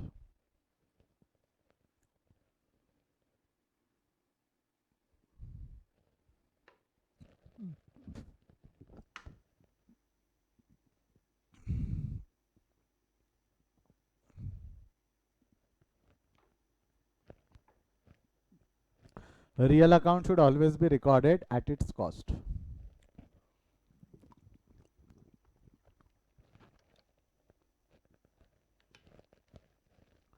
Historical cost भी बोल सकते हैं आप उसको। कॉस्ट कंसेप्ट क्या बोलता है? Real account should always be recorded at its cost. यहाँ पे आ जाओ, एग्जाम्पल में वापस आ जाओ, ध्यान से सोच समझना मैं क्या बोल रहा हूँ। हमने जो कार खरीदी थी उसकी कॉस्ट कितनी थी? जो कार खरीदी उसकी कॉस्ट 3 लाख थी। 3 लाख की कार 3 में खरीदी, राइट? अच्छा, कार कितने में बेची? यानी सेल प्राइस क्या था कार का? 3 लाख। सेल प्राइस क्या था कार का? 3 lakh, sorry 2 lakh, sorry sale price क्या था? 2 लाख। बट उसकी कॉस्ट कितनी थी? जो कार बेची उसकी कॉस्ट कितनी थी? कॉस्ट, कॉस्ट कितनी थी? कॉस्ट, इसलिए तो 1 लाख का लॉस हुआ ना। 3 लाख की कॉस्ट थी इसलिए 1 लाख का लॉस हुआ। तो मैं ऐसा बोलूं तो चलेगा क्या? 3 लाख की कार 2 लाख में बेची, सही हूं ना मैं? 3 लाख की कार 2 लाख में बेची। कॉस्ट कंसेप्ट क्या बोलता है? Real account should always be recorded at its cost. Real account should always be recorded at its cost. अगर मैं ना सेल्स को रियल मान लूं, सुनो ध्यान से मैं क्या बोल रहा हूं, मैं सेल्स को रियल मान लूं तो मेरे को उसको कॉस्ट पे रिकॉर्ड करना पड़ेगा। काय पे रिकॉर्ड करना पड़ेगा? कॉस्ट। अगर सेल्स को मैं रियल मान लूं, सेल अकाउंट को अगर मैं रियल मान लूं तो मेरे को सेल काय पे रिकॉर्ड करना पड़ेगा? कॉस्ट। और जबकि मैं सेल कॉस्ट पे रिकॉर्ड कर रहा हूं कि सेल को मैं सेलिंग प्राइस पे रिकॉर्ड कर रहा हूं? सेल को, दोनों में से सही कौन सी थी बेटा? कैश टू सेल की cash debit loss debit to sale? सही क्या थी? Cash to sale, cash debit loss debit to sale. Entry blue वाली सही थी ना? एंट्री सही कौन सी थी? ब्लू वाली। बट हम कौन सी पास करना चाहते थे? रेड वाली, ताकि हमारे दुकान के सामने लंबी लाइन ना लगे। बट अगर मैं सेल्स को रियल अकाउंट मान लूंगा ना तो कॉस्ट कंसेप्ट में को ये एंट्री रिकॉर्ड करने नहीं देगा। अगर मैं सेल्स को रियल अकाउंट मान लूंगा ना, क्या बोल रहा हूं मैं, वापस बोलो, अगर मैं सेल्स को रियल अकाउंट मान लूंगा, मैं सेल्स को अगर रियल अकाउंट मान लूंगा ना तो कॉस्ट कंसेप्ट मेरे को ये गलती करने नहीं देगा। वो बोलेगा sales to be recorded at 3 lakh, क्योंकि कॉस्ट कंसेप्ट लग जाएगा। सेल रियल अकाउंट रहेगा तो उस पर कॉस्ट कंसेप्ट लग जाएगा। और कॉस्ट कंसेप्ट का क्या बोलना है? Real account should always be recorded at its cost. Real account हमेशा क्या पे रिकॉर्ड होना चाहिए? कॉस्ट। ये कारण है कि सेल्स है रियल, मानते नॉमिनल। सेल्स है रियल, मानते नॉमिनल। सेम परचेजेस है रियल, मानते नॉमिनल। ये जो हमने पहली गलती की थी ना, वो क्यों की थी? ताकि कॉस्ट कंसेप्ट वायलेट ना हो। कौन सा कंसेप्ट वायलेट ना हो? कॉस्ट। ये रियल था, रियल को हमने क्या माना था? नॉमिनल। क्योंकि अगर मैं रियल मान लूंगा तो मेरे को सेल्स जब बेचेंगे ना, बेचते वक्त 3 पे रहेगा, 3 पे रखना पड़ेगा। बट मैंने उसको 3 पे रखा था कि 2 लाख पे रखा था। और वहीं कृष्णा के बुक्स में देख लो, कृष्णा के बुक्स में देखो कार कितने पे रिकॉर्ड हुई है? कृष्णा के बुक्स में कार तो 3 पे ही रिकॉर्ड हुई ना। कार को अगर वो रियल मानता भी है कोई दिक्कत नहीं, कार 3 लाख की आई, 3 लाख की गई। कॉस्ट पे खरीदा तब भी 3 लाख पे रिकॉर्ड हुई। Real account should always be recorded at it cost. खरीदा तब भी 3 लाख पे रिकॉर्ड हुई, बेचा तब भी 3 लाख पे रिकॉर्ड हुई। But in case of Hyundai, खरीदा तब कॉस्ट पे रिकॉर्ड हुई, कोई दिक्कत नहीं। बट बेचा तब कॉस्ट पे रिकॉर्ड हुई कि बेचा तब सेल प्राइस पे रिकॉर्ड हुई? बेचा तब कौन सी प्राइस पे रिकॉर्ड हुई? बोलो, कॉस्ट पे रिकॉर्ड हुई कि सेल प्राइस पे रिकॉर्ड हुई? सेल प्राइस पे रिकॉर्ड हुई ना। हमको यहाँ कॉस्ट कंसेप्ट का वायलेशन करना है, इस वजह से हम सेल्स को रियल ही मत मानो। रियल मानोगे तो कॉस्ट कंसेप्ट लगेगा। आपने उसको नॉमिनल माना तो कॉस्ट कंसेप्ट लगेगा क्या उस पर? ये कारण है कि सेल्स है रियल, मानते नॉमिनल। सेल्स है रियल, मानते नॉमिनल। समझा क्या? दोनों के लॉजिक समझे। रेक्टिफिकेशन तो अभी भी नहीं बताया, एक बार मैं रिपीट कर रहा हूँ, देखो रिपीट कर रहा हूँ, ध्यान दो, कनेक्ट करने की कोशिश करना मेरे साथ। मेरे को एक चीज बताओ, दो गलतियां की थी आज हमने, दो गलतियां क्या क्या की थी? परचेज सेल्स दोनों रियल थे, माना क्या नॉमिनल। परचेज सेल दोनों रियल थे, माना क्या नॉमिनल। ये गलती क्यों की? ताकि कौन सा कंसेप्ट वायलेट ना हो?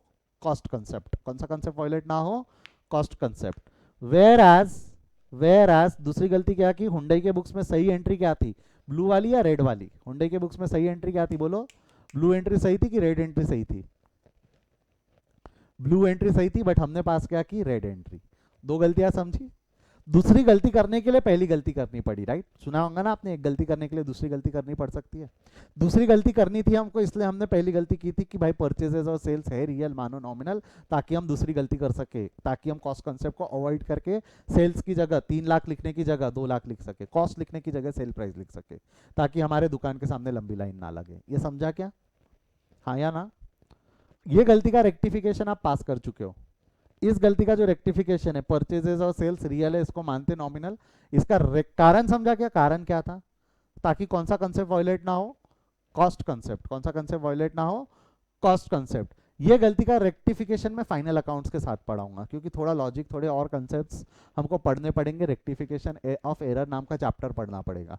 तो ये रियल को नॉमिनल क्यों माना, इस गलती का रेक्टिफिकेशन हम बाद में पढ़ेंगे, पढ़ा दूंगा मैं बाद में, कनेक्ट भी करवा के दूंगा, थ्रोबैक भी मारूंगा इस चैप्टर में कि हाँ ऐसा ऐसा हमने यहाँ यहाँ पढ़ा था, आपको याद है क्या? मुझे पता है मैं याद है क्या बोलूंगा तो आप सब नहीं जवाब दोगे या चुप रहोगे, क्योंकि एक्सपीरियंस है 12 साल का, किसी को याद नहीं रहता तब तक लॉजिक। ठीक है, जो भी है, फिर मैं बोलूंगा हाँ ऐसा पढ़ा, ये बचा के रखूंगा मैं आपको दिखाने के लिए, देखो यहाँ लिखा है, आपने पढ़ा था, फिर आप बोलोगे हाँ, है ना ऐसा। तो अब दूसरी गलती जो हमने यहाँ की थी, दोनों में से रेड और ब्लू, ब्लू वाला सही था, हमने रेड पास किया। इसका रेक्टिफिकेशन मैं बताता हूँ, आपने पास किया है। आपको याद है क्या, आपने बचपन में एक ट्रेडिंग अकाउंट बनाया होगा फाइनल अकाउंट बनाते वक्त। मैं ये अभी इसलिए भी डिस्कस कर पा रहा हूँ क्योंकि हमारे साथ सारे बच्चे कॉमर्स वाले, साइंस वाले होंगे तो इनको ये समझने में दिक्कत जाएंगी, क्योंकि ये फाइनल अकाउंट में बनता है। यहाँ पे हम परचेज लिखते हैं ट्रेडिंग अकाउंट में, यहाँ हम सेल लिखते हैं। ठीक है, हमने प्रोडक्ट जो कार खरीदी थी, आपको नहीं लगता कार 3 लाख की खरीदी थी? ये देखो ये ऊपर में है, कार कितने की खरीदी थी? 3 लाख। तो परचेज डेबिट हो गया 3 लाख, सेल कितने से क्रेडिट हो जाएगा? 2 लाख, है ना? सेल नाम की इनकम 2 लाख से क्रेडिट हो जाएंगी। इसको बैलेंस करो, कितने का बैलेंस बचेगा? ये 1 लाख का। ये 1 लाख का जो बैलेंस रहता था, आप इसको क्या बोलते थे? Gross loss. आपने कभी सोचा है क्या, जब आपने बचपन से डेबिट इक्वल्स टू क्रेडिट रखा है तो बैलेंसिंग फिगर क्यों आया? बचपन से आप एक कंसेप्ट फॉलो कर रहे हो, जितना डेबिट उतना क्रेडिट, तो ये बैलेंसिंग फिगर आया काय को? आना ही नहीं चाहिए था बैलेंसिंग फिगर। जब आपने डेबिट इक्वल्स टू क्रेडिट रखा है, कुछ पाने के लिए कुछ खोया है, तो जितना पाओगे उतना ही खोगे, तो नो प्रॉफिट नो लॉस आना चाहिए था। ये आता क्यों है, बताओ क्यों आया ये फिगर, ये बैलेंसिंग फिगर? या ये इसलिए आया क्योंकि आपने ये जो 1 लाख रुपए का लॉस था ना, ये बुक नहीं किया। अगर ये 1 लाख रुपए का लॉस अगर आप बेचते वक्त ही बुक कर दोगे ना, तो ट्रेडिंग अकाउंट में बैलेंसिंग फिगर नहीं आएगा। हैव यू एवर थॉट, आपने कभी अपने टीचर्स को पूछ के देखा है क्या ट्रेडिंग अकाउंट में बैलेंसिंग फिगर आया है क्यों? क्योंकि सर आपने बचपन से चिक चिक के ड्यूअल एस्पेक्ट प्रिंसिपल पढ़ा है, जितना डेबिट उतना क्रेडिट, तो बैलेंस बचा ही कैसे?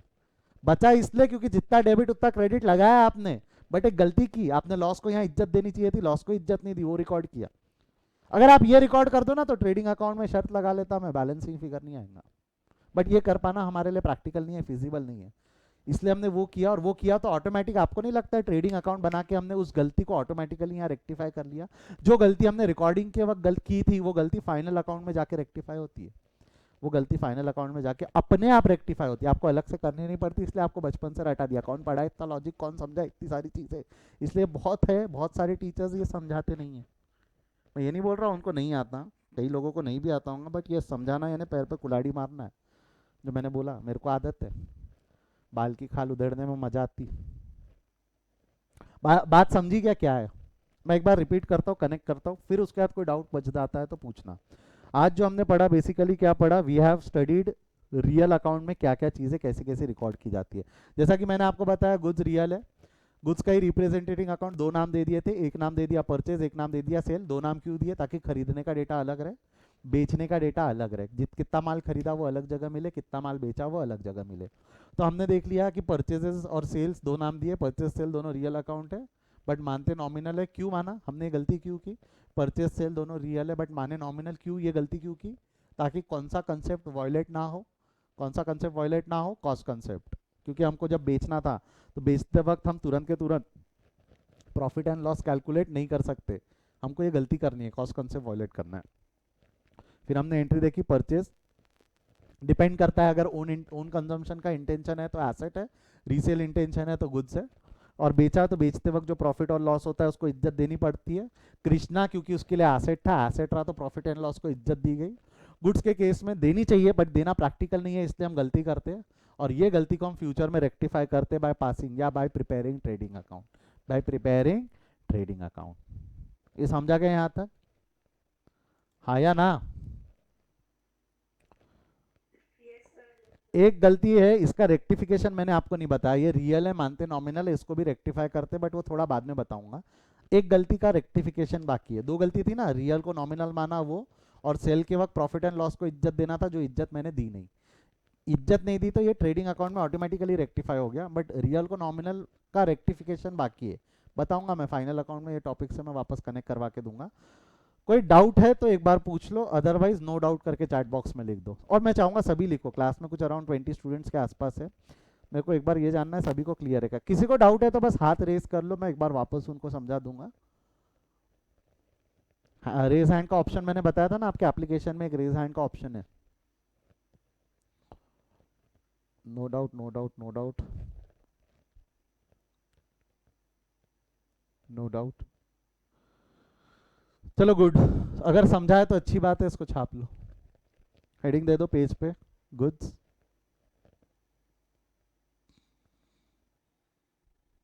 हाँ महिमा बेटा, नहीं ठीक है, कोई जाएगा नहीं, सब लाइन पे रहे, मेरे को कुछ डिस्कशन करना है आपसे, लिख लेने के बाद कुछ डिस्कशन करना है। हाँ महिमा, कोई डाउट है क्या? हाँ कोई बात नहीं, ठीक है चलो, आपने नीचे कर लिया, मैं तभी समझ गया वो गलती से हो गया, ठीक है। इसको लिख लो,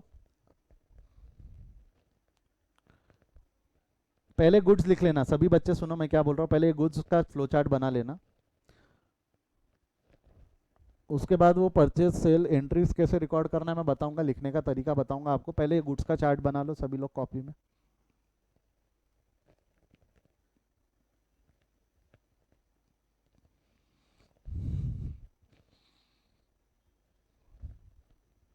यदि ये लिख के हो जाए तो बताना, वो इन द बुक्स ऑफ कृष्णा और हुंडई लिखना मत चालू करना, लिखने का तरीका बताऊंगा मैं कैसे लिखना है वो।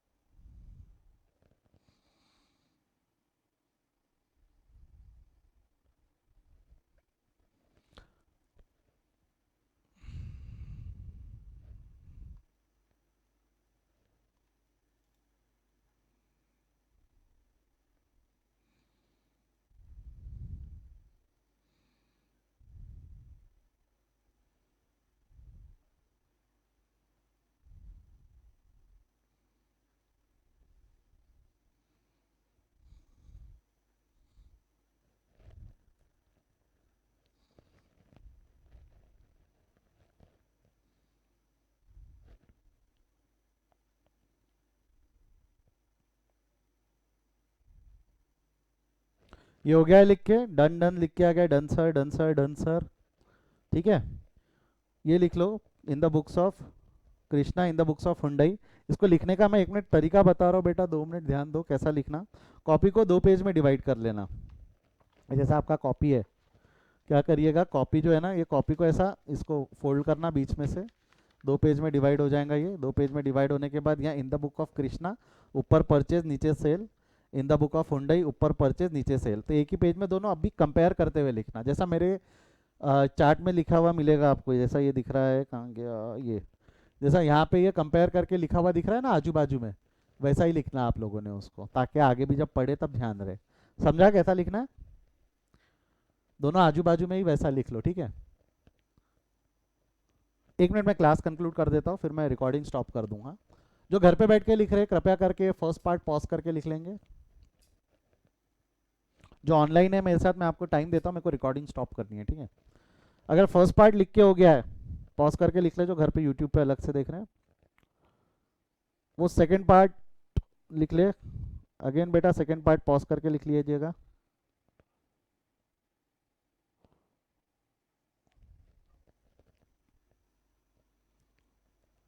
कमान हरिया पटापट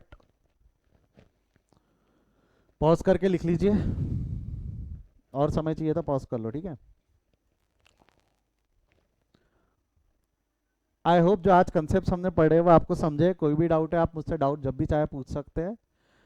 अगर आपको समझा है तो अच्छी बात है, नहीं तो डाउट्स आप पूछ ही रहे हो मुझे, कोई दिक्कत नहीं। आज यहीं रुकते हैं, हम इसके आगे कल कंटिन्यू करेंगे। Good day, thank you.